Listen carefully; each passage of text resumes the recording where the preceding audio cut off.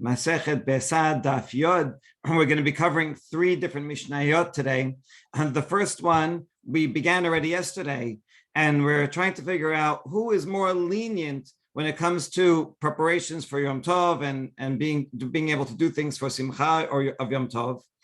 We saw in the very first Mishnah of the Masechet that Beth Shammai was more lenient regarding covering of the blood if you do shechita on a bird on Yom Tov.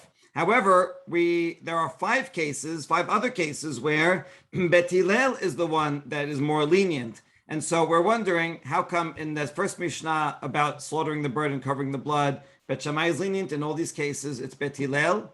And so we already saw two of the cases, and in which every time we say, well, maybe you should switch around the opinions, probably of this case, of the covering of the blood. And then we make a distinction, and we say, no, you don't have to switch around the opinions. It's possible to reconcile Beth Shammai's lenient opinion here with his stringent opinion here. And it's also possible to reconcile Beth Hillel's stringent opinion here and his lenient opinion here. So that's what we're going to do three more times for cases number 3 regarding a pestleboard, regarding handling a hide, and also about removing shutters. So each of these cases is interesting in and of themselves, about various things that one may do on Yom Tov to prepare to have food or for other needs.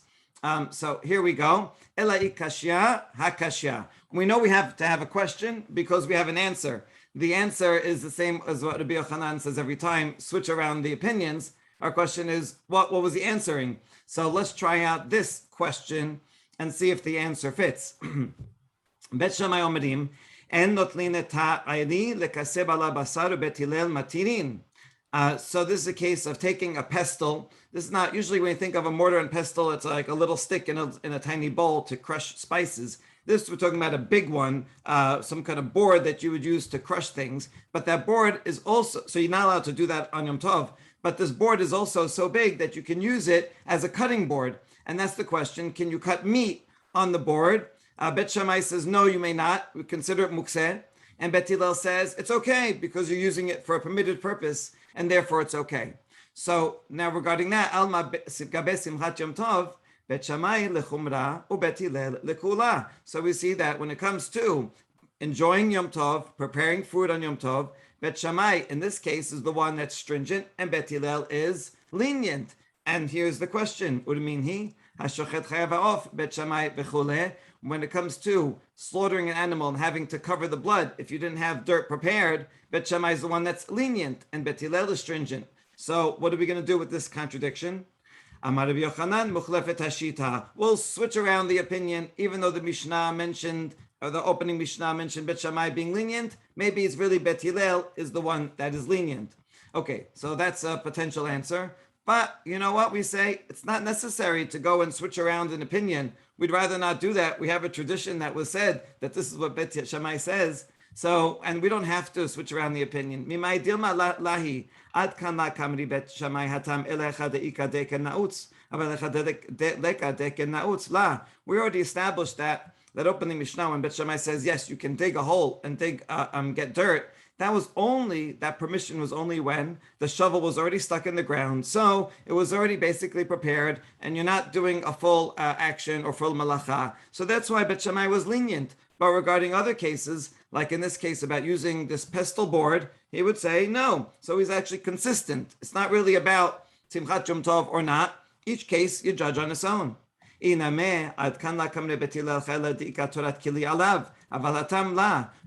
on the other hand, we have to answer both. This inameh is not really an alternate answer. You have to reconcile both Beth Shammai and Beth Hillel. And Beth Hillel is also reconcilable because over here he's lenient in the pestle board because it is a vessel and you're using it for a permitted purpose. Just like on Shabbat, you can take a hammer. You can't bang in nails and fix things, but you can use it to crack open a walnut. So too, right? This is permitted. It's a vessel that I'm using for something permitted. And that's much easier to be lenient about than the shovel where I'm going to be digging and potentially crushing the earth to make it soft. So that involves a lot more and many more melachot and effort. And that's why Beth Hillel is stringent there. Once again, it's not about Simcha Yom Tov or not. Every case we judge on its own. So that's the third attempt. Now, fourth attempt. If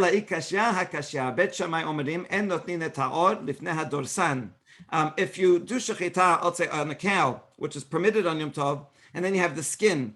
Normally, the skin you'd treat from with a tanner, and one of the steps, the first step, is you put it on the floor where lots of people walk. That way, everybody will step on it and get it to be and harden it. So one is not allowed to do that on Yom Tov, that first step of putting a hide on the floor where people are going to walk on it, because that's part of the tanning process. So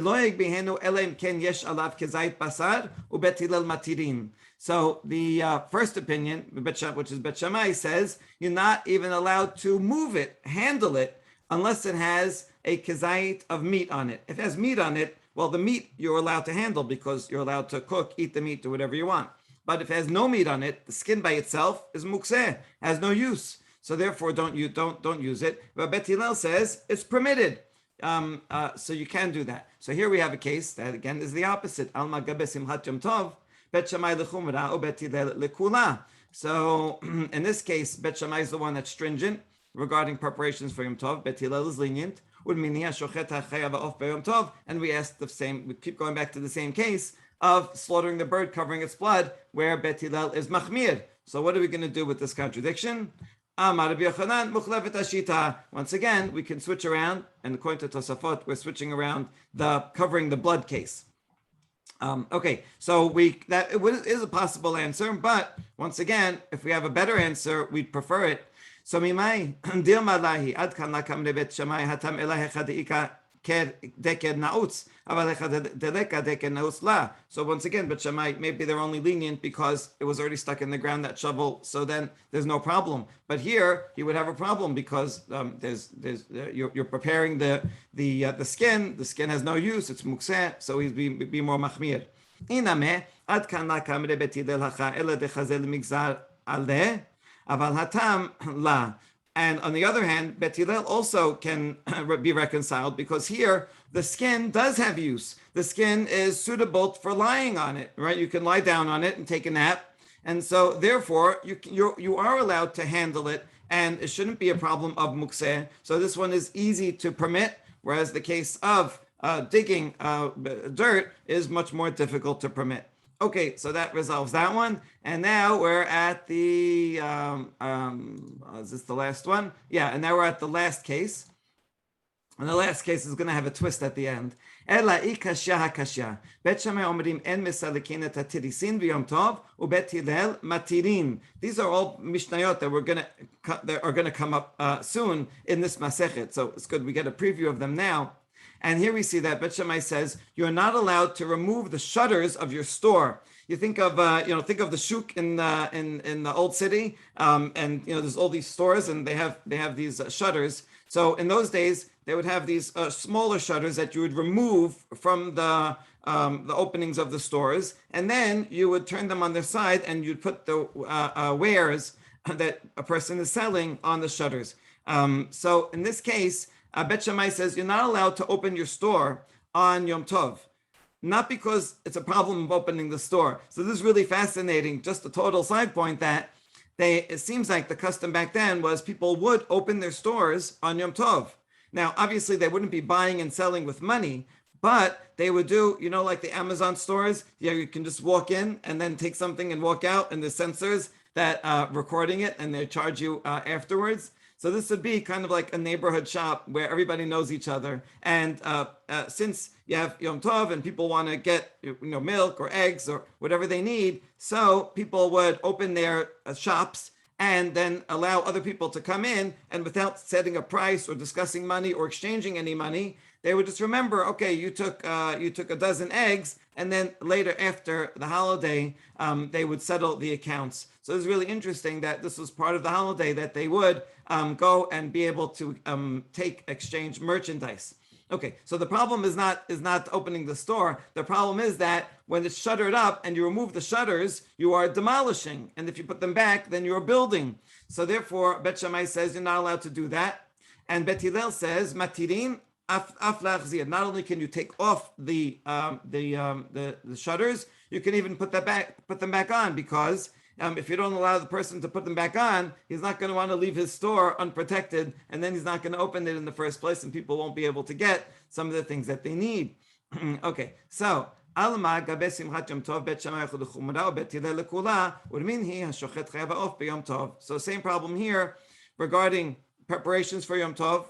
Bet Shammai in this case is stringent, and this goes against our opening Mishnah when you do shechita and need dirt. Bet Shammai is more lenient.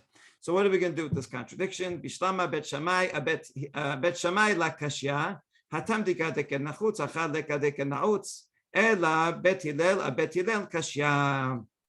And so we say Bet Shammai is no problem because over there, in the case of digging, it's already in the ground, so he's really not doing anything. But here he is, in fact, building and demolishing, so Bet Shammai is consistent. But Bet Hillel is really inconsistent, and right now we don't have a way of reconciling it.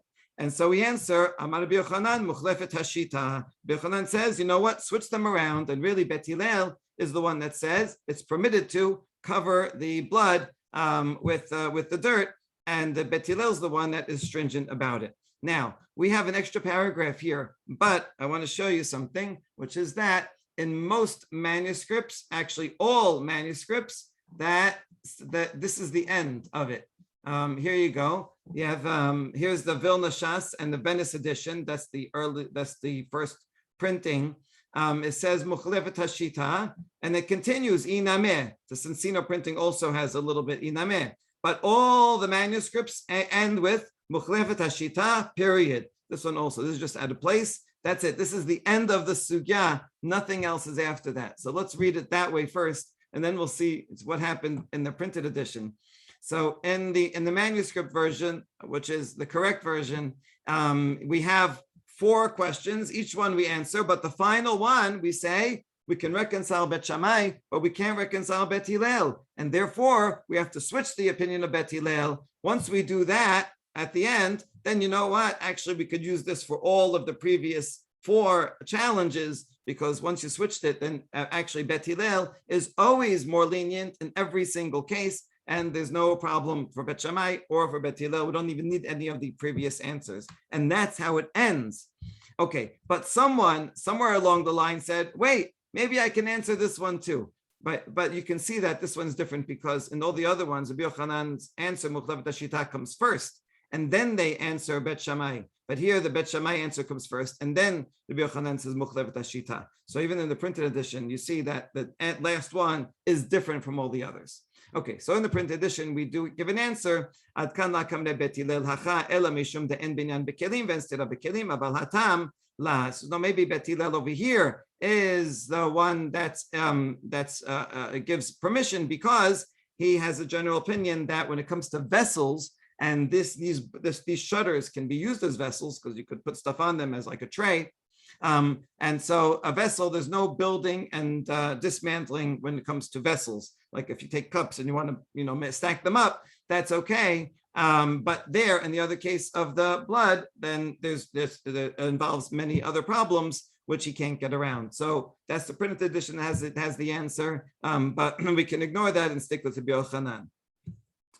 David pointed out yesterday that this statement of Rabbi Yochanan, Mukhlevet Hashita, we had a few dapim ago, and I did a quick search, and this statement, these 2 words, Mukhlevet Hashita, appear about 19 times in the Talmud Bavli, almost all of them in the name of Rabbi Yochanan, in different cases. And what you see is, so Rabbi Yochanan, did he say it in every single case?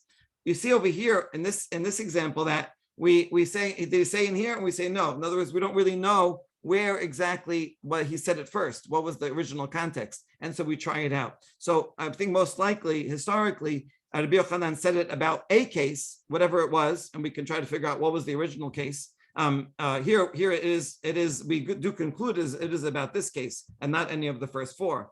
And then what the Talmud does is, once Rabbi Yochanan says that, gives this methodology and says sometimes the opinions were switched. Maybe for a good reason. Maybe you switch them on purpose in order to declare the halacha. But now that you know this methodology, we can use the methodology in other cases as well. So most likely Rabbi Yochanan said in one place, and then the Talmud applies it. And then in other places, just like here, you see in this exercise, And in each case, we say, well, do you have to say that? Maybe you can give a different answer.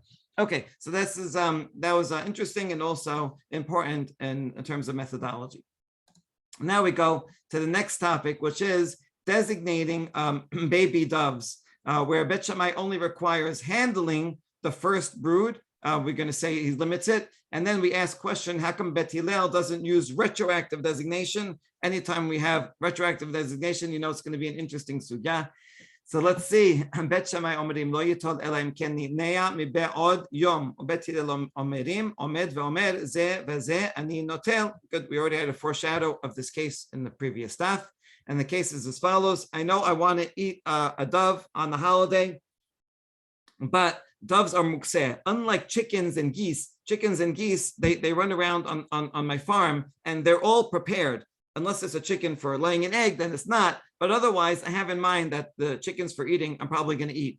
I may eat, and therefore they're not mukseh. I don't have to designate chickens. But when it comes to doves, they live in these perches up high. Here's a picture of a dovecoat. This one is actually in Israel. And so you see that the doves would live in these little sections. You also had ledges that they would land on. We're going to see that's important in a minute. And so dovecoats, because they're more wild and person that generally doesn't have them in mind, he raises doves so that they'll make more children. And so therefore doves do require designation. We're talking about baby doves that don't know how to fly, because if they can fly, then you wouldn't be able to catch them, because you can't hunt and catch animals on Yom Tov. So therefore we're talking about baby doves that are up high there and or wherever they are, it doesn't matter. And therefore they need designation. You have to say, I'm going to eat this one and that one in order for it not to be mukseh before Yom Tov. So now this designation, Beth Shammai is more stringent, and he says, you have to actually go ahead, take the dove and shake it and say, I'm going to eat this one tomorrow. And then it's designated. Beth Hillel says, no, you don't have to do that. You just have to peek in and say, oh, that one looks good and that one looks good. I'm going to take those. And that's sufficient. Okay, so that's machloket. Let's see what they're talking about. Amad Chanan bar Ami, machloket bebericha rishona, debet Shammai sabre gazrinan dema atel amluche, ubet Hillel sabre lo gazrinan. Ava bebericha sheniya, dibra kol beomed veomer ze vaze ani notel sagya. So doves apparently have many broods. They probably about every month they have a couple of children. And so the first one at the beginning of the year, Nisan, so this whole machloket is only regarding the first one. And there, Beth Shammai says, you have to pick it up physically and move it. You know why? Because usually most people leave the first brood as is. They want to, let the mother have children there, and they want to see, are they going to grow up to be healthy or not, to decide about the next one. So since most people leave the first one and don't eat them, so then we worry that maybe the farmer is going to go and he's going to take them on Yom Tov, and he's going to say, you know what, I'm going to leave them. And then that turns out he violated mukseh because he touched them, but he didn't end up eating them. So therefore he violated for no reason. So that means he violated. And because most people do that, so therefore Beth Shammai are stringent, and they say, if you're going to eat the first brood, which is unusual, you better be really sure and go do something beforehand and shake it. If you do that, okay, then we know you'll go ahead with it. Because once you shake it, then you'll think about it more. But from the second brood and on, since people are more likely to actually take those and eat them, so even Beth Shammai doesn't require that you shake it. It's enough just to designate it.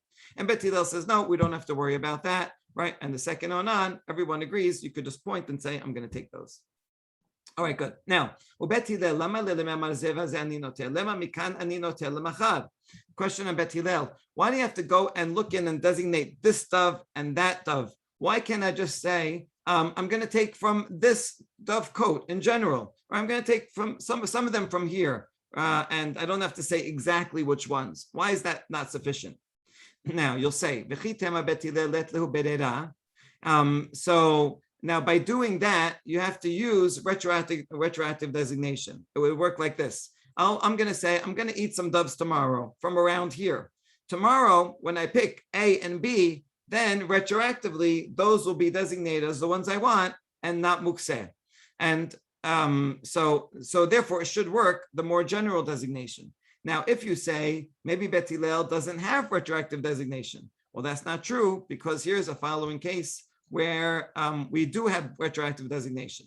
So the case is from Masechet Aholot, and it goes like this: Hamet babayit velo petachim harbe kulan timein. If there's a deceased body, if a dead body in a house causes tumat ohel, and not only is it in that room where it is, but it even will spread down the hallways to any entrance of the house. It'll go down the hallway, and it'll even go, if the door's open, it'll go out there. If the door's closed, it'll even make tameh, the covering right outside the door. If there's more than one entrance to the house, all of them will become tameh. That's the first rule. Now, niftach echad mehen hu tameh v'chulan teorin. However, if one of the doors was open, then we assume that the body will end up being carried out through that door, and therefore only that doorway is tameh, and all the other doorways of the house are tahor, because they're just like walls; they're not going out there. So the outside of the doorway is permitted. Third case, even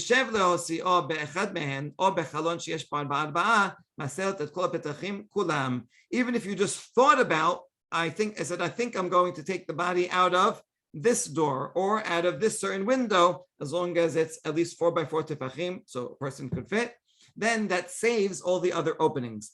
In other words, it looks like the person died in a house, and then immediately all the entrances are tameh. But if I think and say, you know what, I think we're going to go out that way, then all the other ones retroactively become tahor, and only that one is tameh. So that is all Beth Hillel.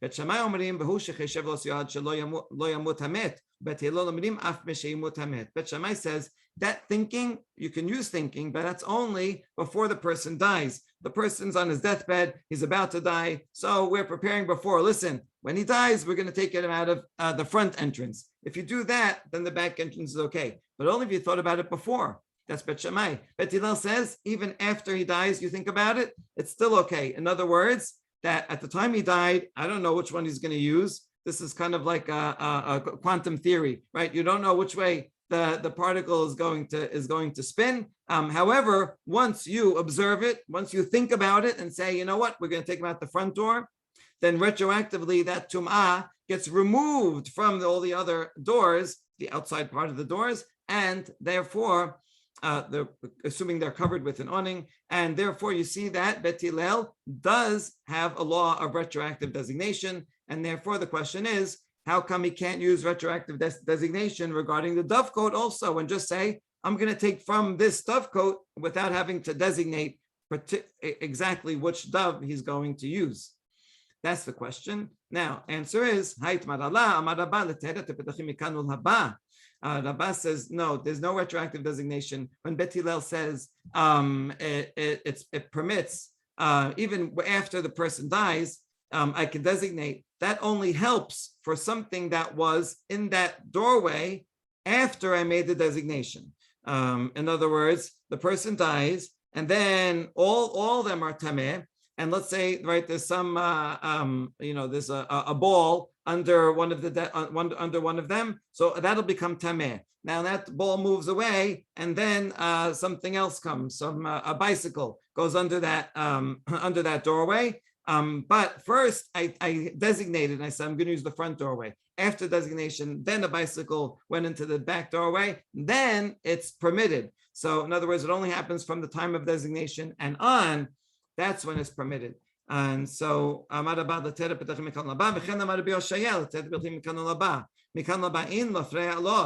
from the time of designation on, and not retroactively. So you see, according to this, Beth Hillel does not have retroactive designation, and therefore he has to, in the case of Dovecoat also, he has to designate precisely, I want this dove and that dove. So that would be one answer. However, Rava Amad le'olam lemafreya. Rabbi says, no, maybe this one in a halot can also be done retroactively. So there is retroactive designation. And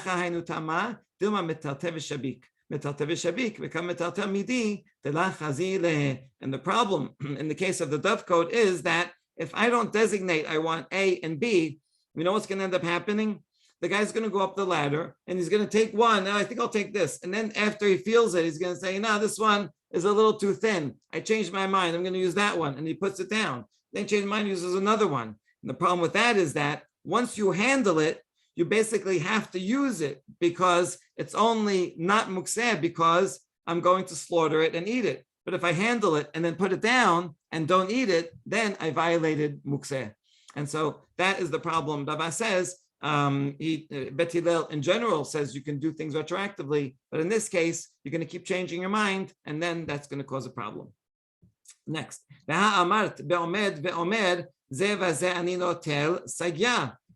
So now question on Rabba's logic here. So you can say, I want this one and that one. Now, Beth Shammai just said, it doesn't say you have to actually touch them before Yom Tov. So then you still might have the same problem that before Yom Tov, I look at that one, I say, that one looks nice and plump, I'll use that one. But then when it comes to Yom Tov, actually, I'll pick one up and then I'll change my mind and then I'll end up violating mukseh in any case. So why not say I have to go pick them up? Yom Tov. אבל ביום טוב אסור, דזימנים דמשככי שמנים כחושים וחושים שמנים וכמטלטל מידי תלה חזי לאינמה זימנים מתקשי כלהו כחושים ושבק להו והתלם נועה משמחת יום טוב. So our answer to that is that once before Yom Tov, you point to it and designate it, then you made up your mind and you're going to use that no matter what.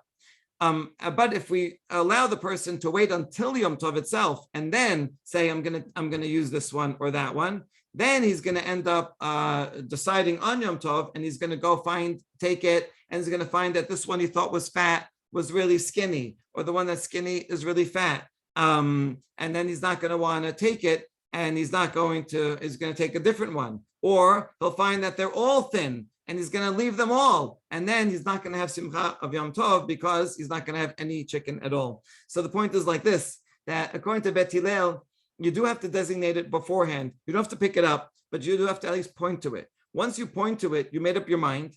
And that way, when a person does that, then usually, even if on Yom Tov, they go up there and they say, oh, this one's a little skinny, but they'll say, I already pointed to it. I already designated it. So I'm going to take it and I'm going to go through with my plan as is. So that's why you have to go and point to it beforehand and can't just decide on the spot, even though he does think you can use retroactive designation.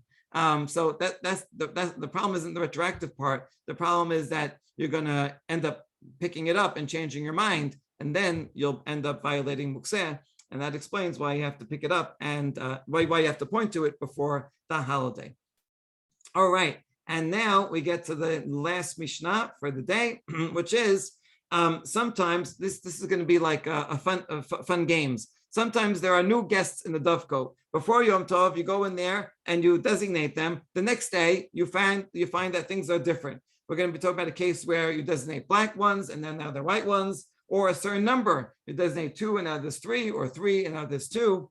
And we're going to compare that to a case of Maaseh Sheni, money. Money that you left aside to go and buy fruit in Jerusalem. You left aside a certain amount of money, but then you come back when it comes time for the holiday and you find a different amount of money. Is that the same money or did someone change it?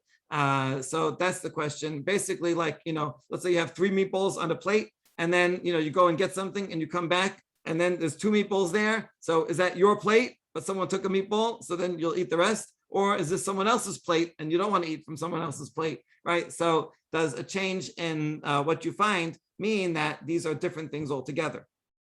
Okay, so let's see the different cases. Zimen, shechorim umasa levanim. Before Yom Tov, I went up the ladder and I said, oh, there's some black doves. I'm going to eat these guys. But then the next day on Yom Tov, I go up there and I see that there are white ones there. So, or levanim umasa shechorim, or the other way around. Shenayim umasa shelosha asurim. Or I went at a designated 2. The next day I come and I see there's 3 there. In all these cases, they are prohibited because I have to assume that they are different ones, right? If they're different color, obviously they're different ones. And also if there's 2 and now there's 3, then at least one of them is new as a new guest, and maybe all of them, maybe 2 left and 3 more came. And therefore they are not designated. They're not designated, they're mukseh, I can't eat them. However, shelosha masa shenayim mutarim. If before Yom Tov, I went up and I said, I'm going to eat these 3. On Yom Tov, I go up and I find only 2 are there. That's permitted because 1 escaped but the other two are there. So I can assume that those two are the same, and not that three left and two new ones came. Betוך hakan umasad לפני hakan asurim ve'im en sham elahem hare elu mutarim. If I designated them inside the nest, and then I find them in front, it's not allowed because maybe these are different ones. But if there's no one else around, only these two birds, then it's permitted. Good. Now, a question on the first case. Bishita, isn't this obvious? If I designated black ones and now they're white, that these are different, right? You don't need a PhD in bird watching to figure this out. Amar Rabba, hacha b'ma eskinan, kegon shezimen shechorim ulbanim, v'ishkim umasa shechorim b'mkom lebanim, ulbanim makom shechorim. Ma'odetema, hane inhu ninhu, v'itapuch aitapuch, kamashbalan, hanach azduda alma, v'hane acharin hu ninhu. So this seems to be an obvious case, but Rabba offers a more complex, subtle case in which you would really have to know this law. And Mishnah is coming to teach us that, let's say it's a case where I had both black and white ones, and the black ones are here. I'm going to eat those two black ones, and I'm going to eat the two white ones on the right side. And then the next day I come and I found the black ones are on the right side, and the white ones are on the left side. And so they're in different places. So I might have thought they must be the same birds, but then they switched places. This one went into that dovecoat, and that one went into that dovecoat, but they're probably the same. Therefore, the Mishnah comes to teach us that even in this case, no, you can't assume that. If they're in different places, then maybe all of those birds left, went away somewhere else, and these are all new birds, because a change in place indicates some change, and maybe there's a change in the actual birds, and these are new ones that are mukseh. Good. Lema mesaya le Rabbi Chanina. Damar Rabbi Chanina, rov v'karov helech achad harov. Now, if you're assuming that these are not the same ones, but rather ones that came from outside, then you might help us resolve another question, which applies in many cases, which is that when you have a doubt, and you can resolve the doubt based on a majority or based on proximity, you should follow the majority. The classic case of this is if I find a piece of meat on a street, and the street has 9 kosher butchers and 1 non-kosher butcher, but the piece of meat is next to the non-kosher butcher. It's closest to it. So if I go by proximity, it's closest to the non-kosher one, probably it's non-kosher. But if I go follow the majority, 9 kosher butchers, that's the majority, I can assume it goes to that one. So that's the dilemma. And Rabbi Chanina says you follow the majority. So how can it apply to this case? Well, in this case, what's the most proximate answer? They're right next to each other. So the most proximate, the cutoff would be that the black and white ones switch places. They're right near each other. But if I follow the majority of birds all over the place are not the ones I designated. So therefore, following the majority, I have to assume that the birds came from somewhere else, and these are new ones. And since Rabbi just taught that we have to assume that maybe they came from elsewhere, that when a case of doubt like this, we follow the majority. Good. So that's the question. And then we answer, it says, no, not necessarily. Here we're talking about a ledge. Dovecoats generally have these ledges so that they can land on and take off on. So we're talking about a case where it has a ledge. And so since there are many doves that are often found there, they come and visit each other, right? They land on the ledge and they go and they leave. So you know what? Even in terms of proximity, that many birds come and are proximate because they rest on the ledge and then they go. So it's easy for things to be switched. And so you can't necessarily adjudicate from this case whether in other cases you follow the majority or the proximity. Good. And now the next one is an easy case. Shenaim umasa shelosha asurim. You designated 2. The next day there are 3. Manafshach. And the logic is simple. If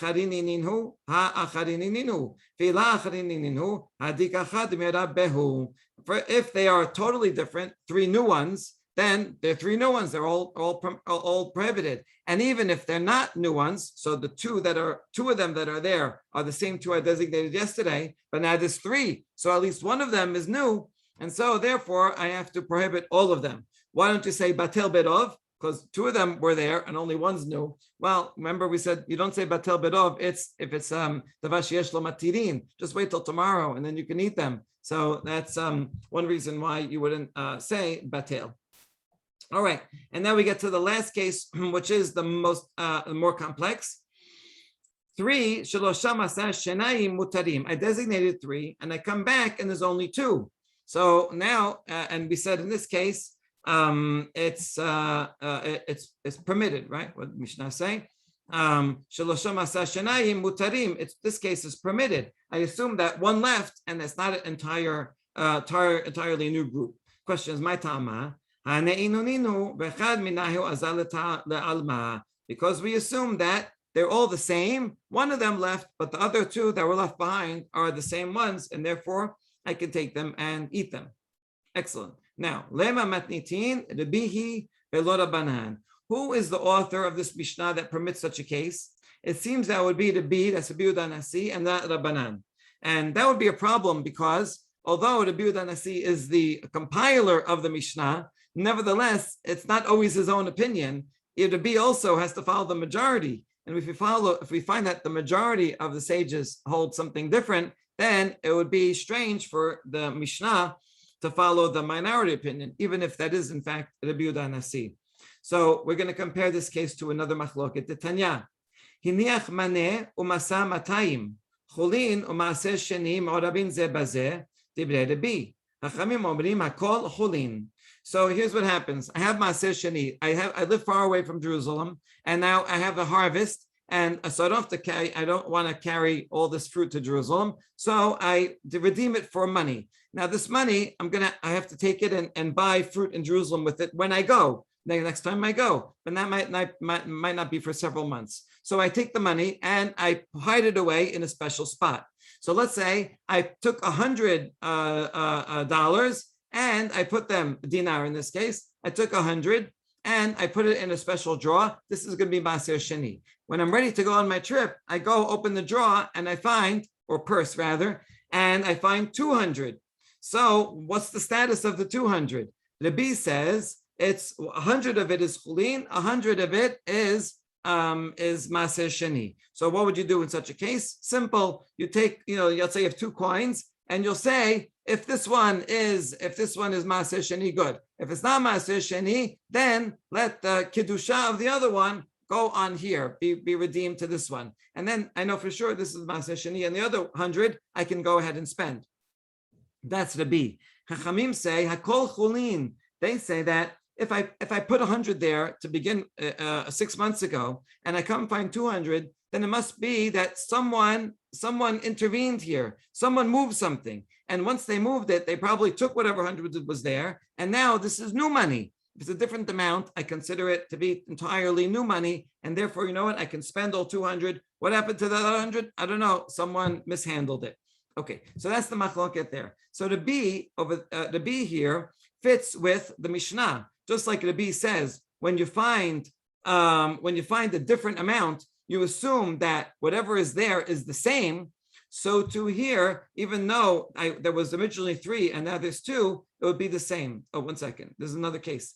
This is a case where I find more money. Here's a case where you find less, which is more equivalent. So they have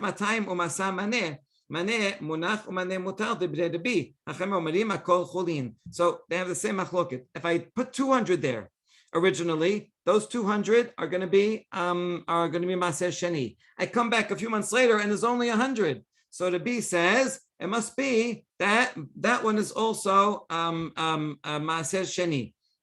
That someone took 100, but he left 100 in its place. So therefore, I have to treat that as Maaser Sheni. Hachamim say no. Even though it's less, the fact that there were 200 there, if someone took the money, usually they take all the money that's in the purse. And so if they took it, they took all the money, and then someone else came and put 100 there, but the 100 that's there is chulin. So even when there's less, Chachamim assume it's a different amount. So this is an equivalent case. So the B in both cases says, when there's 3, I find 2, it's the same 2 that were there before, just like when there was $200 and I find 100, that was 100 of the same 200 that I put there. So that fits. Chachamim, however, say, if I find less, it's entirely new money. So to here, if I find less birds, they're entirely new birds. And so you see, our Mishnah follows Rabbi and not Chachamim. That's the question.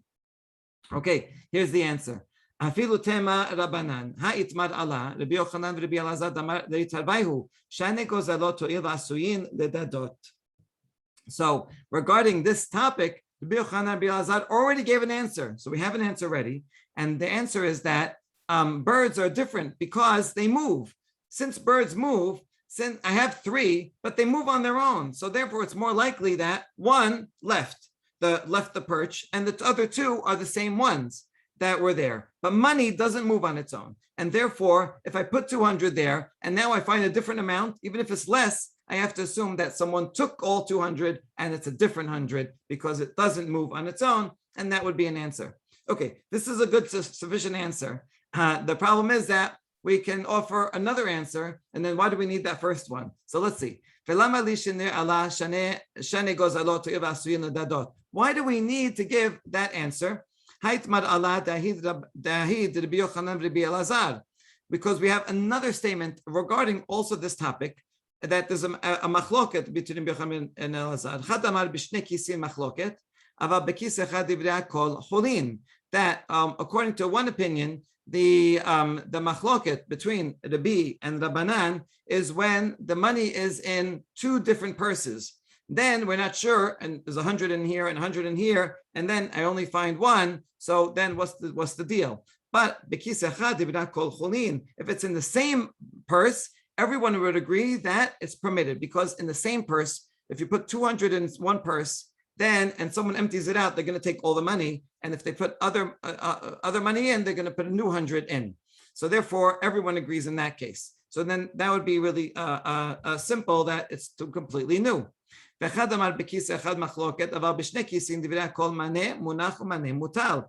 other opinion of these two Amoraim think that, no, the opposite, that the machloket is regarding when it's in one purse, but if it's in two purses, then everyone would agree that one of them is what was there before, and one of them is the new one that was removed, because it's since in two purses, it's more likely that it stayed.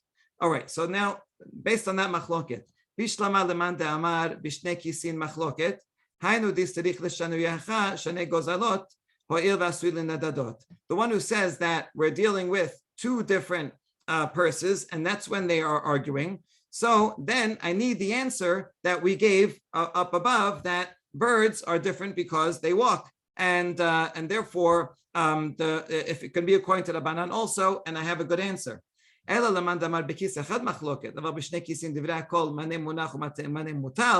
according to the other opinion of these two, that says that when it's talking about two different purses, everyone agrees that I assume that one of them is the one that was there already, and the other one was taken, because two different purses. So it makes sense that if I take one, doesn't mean I necessarily took the other. So then why do I need that answer I had before, that birds are different? Because after all, in this case, they're equivalent. A case of two different purses is like birds, just like birds, they move on their own and they happen to leave. So two purses, they two different purses, people would access one, but without accessing the other. And therefore, I wouldn't have a question to begin with. So why would I need that answer? And the final answer that would answer, even according to that opinion, is we're talking about a case where the birds are tied to each other, and the wallets also are two wallets, but they're tied to each other. And so that's why I had the question, how come there's a difference between the opinions of Rabanan and our case? Because the birds, sometimes they can move around and they'll undo the tie and escape. So that's why I assume that it can go down and they're the same one, that they're the same ones and one escape. But if regarding wallets, they don't move and they're not going to untie themselves. And so that's why the wallets are he has a different, the Rabanan would have a different law. And Rabbi, who disagrees, he would have to say that even wallets, sometimes too, the knot gets worn out and ends up becoming untied, And so we have to kind of put ourselves in quite a difficult situation in order to resolve it according to all opinions, but maybe it's really not so difficult. Sometimes you do tie pouches together so you don't lose them, like like a keychain. And I guess you'd also sometimes tie birds together because you don't want to lose them and you want to make sure they're all together. And so therefore, sometimes they would tie the birds together. And we're talking about that case. And that way we resolved all the opinions. And that's why when we designate 3 and we found 2, we assume that is in fact the same ones, and that follows all opinions. Baruch Adonai Olam, amen, amen.